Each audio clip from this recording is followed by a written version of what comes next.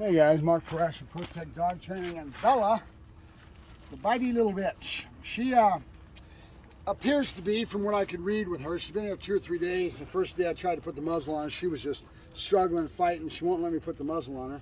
I don't have anybody up here to help me. So we just got to go the old traditional way. We just started robbing her food, taking away the opportunity for eating, and now we've got her doing the muzzle. Good girl, good muzzle, good girl, yay, good girl. The old food bowl routine. So I put the food in my hand. We got a Baskerville muzzle, one of the best muzzles on the market for dealing with bitey little brats. And they got a nice plastic hard. Their mouth can breathe. They can breathe real well, and they can drink out of here. And you can even get a little bit creative and take a notch and notch that out and open that front even better to get more in there if the dog doesn't get their face in there. So right now, all I'm trying to do is always too fast and never too slow. So I don't like going too fast. I could struggle, I could force her to have this on, but if I did that, she'd have a negative association towards the muzzle. I don't want any negative because I'm gonna need a good girl muzzle. Good girl, good, that's a good girl, good. So I don't have any, good girl, all right, good girl, there you go. So I'm gonna do this probably a couple times today, tomorrow, and just take my time, make this a very positive thing. Just doing this old thing right here. That's all I need to do, okay? I was trying to put it on her the first day, and she just starts struggling and really protesting. It's protest behavior, guys. That a dog will go into using their body to protest what you want to do with them, and they make it so it's so not easy at all, and then ends up being a problem because I can't handle it. I can't put this on her head. I can't strap it. So right now, all I care about is her having a good girl, good. A positive association towards the muzzle, right? So that's all we're doing. And I'm gonna make sure she has no other opportunity to get any food except in that front part and putting her head into it. And just enough to let her eat the food and take it away and keep doing this. Good girl, good. Ready? Good girl, muzzle. Good girl. That's my girl. That's my girl. So this is what I was real worried about, because if I couldn't get the dang thing on her or even do this, because she wouldn't put her head in it, she didn't trust. So how did I get her to do that? Rob her of food. She hasn't eaten all day yesterday. She's hungry, right? And that's causing the food to have more draw. Now I have something to work with, right? So sometimes you just got to take your time. If you try to force the dog to do it, now you've got a negative association, right? And that's all I need. I just need her to take that food out of there and have a real positive association. I'll do this a little bit. Then I'll take one strap, put it over her neck, slowly but surely have her feel that feeling of having it on her neck, right? Good girl, good. There you go, good girl. Get the bubbles, huh? Get the bubbles? Good girl, yay, you're all right, good. Now, see how she wants to protest? Right away, that's old behavior because somebody's trying to struggle to get this on her, right? And when you do that, you're gonna end up having her have a negative connotation, easy, good girl, a negative connotation towards it, and that's not a good thing. So we don't, get out of there. And she is a bitey little bit. She's learned that her teeth and that aggression gets her what she wants, which basically is get somebody to stop messing with her. I guess she gets along better with males than females. There's a reason for that, because she's a little soft on the inside core as far as her nature, and that is, that is causing her to buffalo the female of the family, and the male can get away with it because we have a very negative marker type of a tone. When we go to a knock it off. Listen to my voice, it's very male, right? A female doesn't have that same thing. Can they do that? Yes, they can do it with their body language and do it with the right attitude, and they'll have the same effect. But it doesn't register in a dog's head as easy as a male. A male usually carries ourselves a little way. We bark a lot more, right? You know, we're a man versus a female, and females are a lot more, oh, it's okay, just, you know, you come from that edge trying to be kind to the animal, and the animal's going to buffalo you. They're going to take what they want out of it. Good girl, good girl, good. There you go, good girl. Yeah, good girl, good girl. Yeah, good girl. Other babies, huh? Other babies. And as soon as she took her head out, you notice what happened. She gets to this point where she's taking her head out. Yes, all right, done. Done. Here you go, girl. She's taking her head out, and when she does, she doesn't want straps put over her neck. That came from previous association with somebody working her and didn't do it the right way, and they basically taught her to struggle. She wants to fight because she doesn't want it on her head. You went too fast. Take your time. Break this stuff down into smaller bits. Back up a couple steps and say, how can I break this down to do this? Sometimes when we create behaviors, multiple behaviors, where you have the dog doing about 2 or 3 things that have to be strung together. We work on all this, and then we bring it together on the backside, okay? And we break it down like a puzzle. I always tell people it's like a puzzle. That's all it is. Just break those pieces down. If the puzzle pieces are a certain size, cut that puzzle piece into 4s. Make it smaller, right? Take your time. If you take your time, you get everything accomplished. But a lot of people don't understand that, and they, it's like I'm a friggin' I Dream a Genie. Poof, I'm supposed to blink and it's going to be done. Doesn't work that way, guys. It takes time.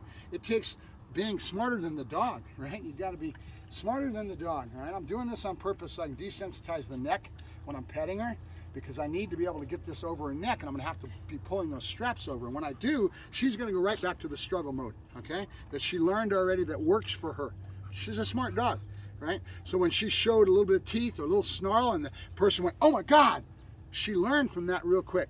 It's a learned behavior. So now she gives that teeth and she approaches things in such a way that when somebody's trying to get her to do something, she's gonna give them the teeth first. So that's an imbalance in the relationship from a person that doesn't know what they're doing, is to let her win, and she's trained them in a nutshell, right? So now I've got to try to recondition her and get her to respect me, and she's already got this wired. I'm digging into that pouch, and she hears that plastic. She knows food's coming. This is all I expect the first day, right? I'll do this all day long, right? Good girl, good. I might get a little brave. Good girl. Nope, you're okay. You're okay. Good. See how I did that? Straps up. I'm scratching the ear. Good. Right away. See it? She wants to go to struggle. See this? This is all previous association, that she's got. And she's not going for the gusto, being real aggressive. It means she's a sweetheart at heart, in her core, right? But she's just learned this behavior because somebody didn't know what they were doing when they were working with her. And it's not their fault in a way, but you need to back up. We've got everything you ever need online now, guys. There's so much knowledge. I'm not the only trainer sitting here yakking at the screen. There's trainers all over the place. And they all have a little slant, a little perspective they're giving. Like me, I give you what I'm working with at the time, right? I'm not doing anything any different than any other trainer, other than the fact that I have a little bit of experience behind me. So that means that I can break this stuff down. I can feel the dog, I can sense it, I can read a dog like this, right? Most of the time. The key with most behaviors that you don't want to have, if a dog starts doing something you don't want, figure out where it started from. How did this start? And analyze it, back up. And sometimes maybe my assessments are wrong, but in a general sense, they're pretty right on, right? Good girl, good. There you go. Good girl. You're all right. You're okay. Good girl. You're okay. See how she wants to hit with her teeth? She doesn't want to bite. Good girl. No. Quit. She's had somebody that she's done this with, and they went, oh, and they thought she was biting. She started probably with mouthing, right? She was almost mouthing me right there, but it is a potential to go to a bite situation because the people don't know what they're doing. They'll keep doing it, and the dog will end up thinking that I can do this with my teeth and I win, right? So come on, girl. Come on, Bella. Good girl. Sit. Good girl. Muzzle. Good girl. Muzzle. Good. There you go. Muzzle. Good. Muzzle. Good girl. There you go. Good girl. Good. There you go. Good girl. All right, nope, hey. All right, muzzle. You, come on. I don't want you eating that off the ground because I don't want you to have an opportunity to get any food other than what I'm giving you. No, no. Good. Good girl. So, to do this, the reason I want a muzzle on her is so I can desensitize her. I need to know if she's going to try to bite me. Right now, I have my hand on this leash. If she tries to bite me, she's going up in the air, and I'm going to take her back feet, her front feet away from her, and handle the situation. But in a general sense, she has buffaloed her way into winning, and it's because we got to teach the owners what to do and try to change her association. Muzzle, good girl, good, yeah, my girl, yeah. What the fabulous, huh? Yeah, good girl, muzzle, good girl, good. See, right away, her brain is going to, they're going to try to put these straps over me. She's wanting to struggle right away. So I've got to teach her I'm not going to do that for a little while, and then I'll start slowly but surely trying to put a little bit of a strap on her ear, get her to feel it, and try to get her just below that threshold where she starts to struggle. That's the key. Good, that's a girl, good. Here you go. See the strap? Good girl, you're all right, you're okay. Good girl, good, see it? Good girl, good. She right away went to struggle, wanting to get away with it. Good girl, you're all right. And now she's learning that I'm not going to do that.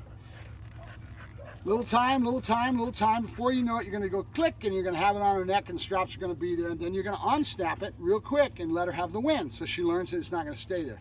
Her brain is going to go to struggle, and it's because she's already conditioned the owner to be that way. All right, come on, baby. Come on, Bill. I need this. I know. I just got to be careful because I don't know where your head's at. I've got 2 or 3 days and I've kind of figured it out. And that's the first thing. We've got to assess it. We've got to figure out where the dog's head's at. Where did the behavior come from? Not really that important. It's specifically understanding exactly where it came from. But the behavior shows you her body language, what she's doing to struggle, what she does with those paws. Good girl, good. Yeah, good girl, good. Yeah, babies, huh? Did the babies, huh? Yeah, you did the babies. You did the babies. And so when she tried to get to that little bit like that, I just kind of kept my hand there. Walk her through it. And right away, if I try to shy away every time she does something like that, then pretty soon she starts to figure out that that works for me. He goes away when I do that, right? Good girl, good. There you go. Good girl, good. Yep, good girl, good. There you go. So I'm trying to teach her right when her brain goes to wanting to do this kicking and struggling. So I'm trying to catch her just under that threshold, work her through it, get that strap up a little bit, and just keep working this. It may take me a couple days. Now, could I go faster? Sure I could. I could get somebody to help me. We could struggle her into this. We could force this muzzle on her, right? And there's some trainers that believe that it doesn't matter if the dog is coming in for the first time. You don't need time to bond with him. You don't need time to take with him. You can just go to the gusto. And he's right in a lot of ways. But at the same time, good girl, good. There you go. Nope, you're all right. Good girl. Yay, good girl. So I want to end this on a high point with a little bit of a pattern set. Muzzle, muzzle. Good girl, good. Good girl. Pattern set. There you go. Good girl. Nope, come here. You're all right. Come here, come here. So she's not trying to bite me. She's struggling. She's protesting. I call that protest behavior, right? Dogs will do 1,001 things to protest, right? Doing a left-hand turn, the dog will lean into you and they'll ride that wave, like I like to call it, on a left-hand turn, where they'll throw their body just in right. You do a left-hand turn and they're right on top of you where you've got that body weight swinging against you. Protest behavior. They don't want to deal with a left-hand turn. So what do? You answer it by bringing up something that they don't want. They want to avoid that left-hand turn, right? Bring in a little bit of avoidance and aversion. So in the bottom line, guys, we don't live in any one world. I don't live in just the world of positive reinforcement. I don't live in just the world of aversive. I mix all this stuff up as I need it and as I think it's going to work for what I need.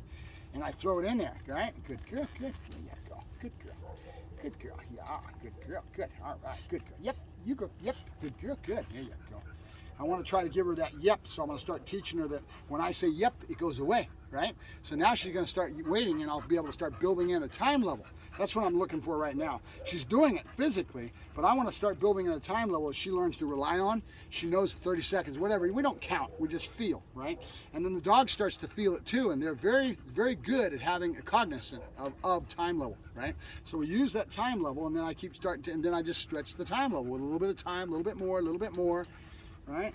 But I need to give her confidence that this is going to go away so she doesn't have to have it on her face. That's what she doesn't like. Doesn't feel good. It's irritating me, right? So we need to teach her that that's only going to be a very short amount of time, and then it goes away, right? Good girl. Muzzle. Muzzle. Good girl, muzzle. Good girl, muzzle. Good girl. Good. There you go. Good. Yep. Good girl. Yep. Now she threw her head back like this. Right when I caught the body lotion, I took her away right there. Basically letting her have the choice. I'm not going to force this. I'm just going to work her through it until she gets there, right? I'm almost giving her a full meal of hot dogs this morning. It keeps her head in there longer. Nope, you get out of there. You get out of there. They're all over the floor. Huh? Yeah, they're all over the floor. You go muzzle. Muzzle. Good girl. Yeah, my babies. Yeah, my babies. All right, one more time. Good girl, good. Scratch that ear. Nope, come on. You're okay. You're okay. Good girl, good. Yep, good girl. Yep, good girl. Okay? So instead of fighting her through the struggle, and then conditioning a struggle is what they've done, right? I get it on that set a time level. Yep, it goes away. Yep, it goes away. Catch her right below that threshold of where she's already been, has a bad problem of, come on, baby. Good girl. Good girl. I see you. I see you. I know, I see you. Yes, I do. I do. I know, I do. I do. Come here. You. This is the babies, huh? These are the bodies. I'm going to change my body posture. I think this will be the last one, where I'm over the top of it, right? This creates a little bit of a pressure, social pressure, and a pressure body-wise that'll cause her to do the, see, because she's already been, good girl, good, there you go. Good girl, good, good. Yep, good girl, good. That was good. You did good, baby. You did good. We're done. We're done. Yeah, we're done. We did good. Now the tricky part is you don't know where the dog's head's at and where they're going to go for the gust or where previous behaviors set in and how heavy they're going to go for the bite. You don't know. They're showing you teeth, they're snapping at you. You don't know if she's going to go from 0 to 120 and really come at you and really bear down and bite. You don't know because you don't know the dog. You got to get to know the dog. That's why they call it reading the animal, right? Good girl. Look at my babies. Hi, Bella. Hi. Hi, Bella. Hi. Yeah, I see you. And you're going to stay in here. I'll get you more later. You're not going to eat nothing but hot dogs today, baby. Maybe about 2 or 3 times like this and deal with the heat. I might get a slip collar on and take her in the house and do some of this in the house where it's a little cooler, huh? All right, Mark Ferrasci, Protect Dog Training, and Bella, the bitey little shit that's learned behavior, right? Good girl. Always too fast, never too slow, right? Take your time. It pays off in dividends, believe me.